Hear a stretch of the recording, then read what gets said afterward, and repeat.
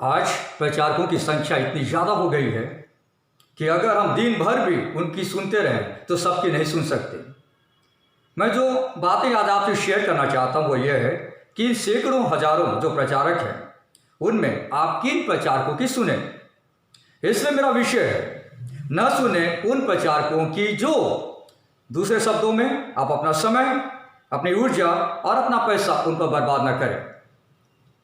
वैसे तो बहुत सारी बातें हैं, पर मैं 5 बुनियादी बातों के द्वारा आपको सावधान करना चाहूँगा। सबसे पहली बात, न सुने उन प्रचारकों की जो परमेश्वर के वचन को अपने प्रचार का आधार नहीं बनाते।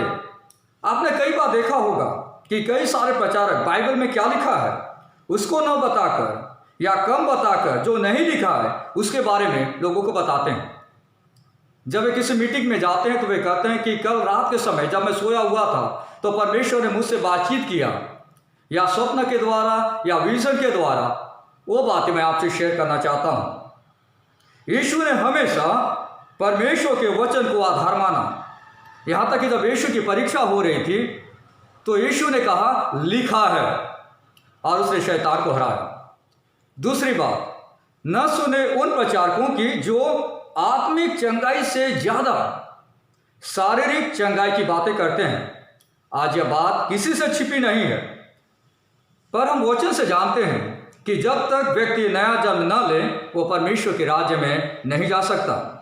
हाँ, यह अवश्य है कि कोई व्यक्ति बीमार है तो हम उनके लिए प्रार्थना करें कि प्रभु ने चंगाई दे, पर वहीं तक सीमित ना रहे, क्योंकि शारीरिक चंगाई पाकर भी व्यक्ति फिर से बीमार पड़ सकता है, और शारीरिक चंगाई स्वर्ग जाने का आधार नहीं है। अगर ऐसा होता तो कोई भी विश्वासी कभी नहीं मरता।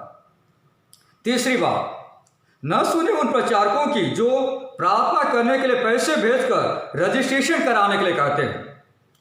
कहीं पर भी वचन में इस प्रकार की सेवकाई का जिक्र यीशु ने नहीं किया। बजाय यीशु लोगों के लिए अलग जाकर व्यक्तिगत तौर से प्रार्थना किया करते थे। अगर आप स्वयं विश्वास से प्रार्थना करें, अपनी बातें कलीसिया को शेयर करें, परमेश्वर के विश्वासों के लोगों को शेयर करें, तो परमेश्वर आपकी प्रार्थना को सुनेगा।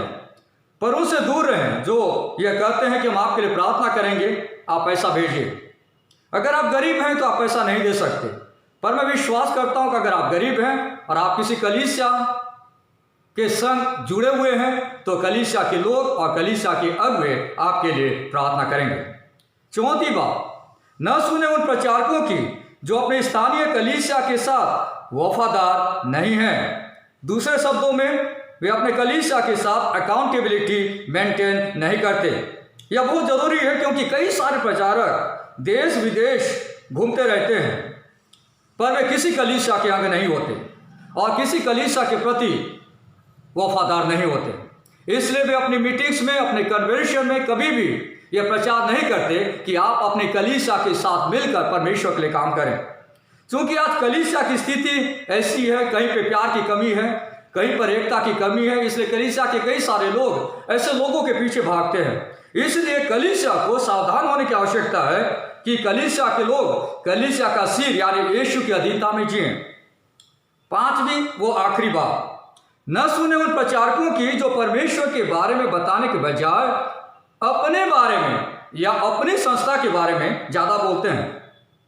आपने सुना होगा कि कई प्रचारक अपना ज्यादा समय सिर्फ अपनी सेवकाई के बारे में बताने के लिए निकाल लेते हैं, और उनका पूरा कॉन्वर्सेशन, उनकी पूरी बातचीत यह रहती है कि कैसे लोगों को अपनी संस्था से जोड़े। परमेश्वर के बारे में बताने के बजाय किसी व्यक्ति के बारे में या किसी संस्था का एडवर्टाइज करना या एडवर्टीजमेंट करना गलत चीज है। मैं विश्वास करता हूं कि आप इन बातों पर अमल करेंगे। धन्यवाद।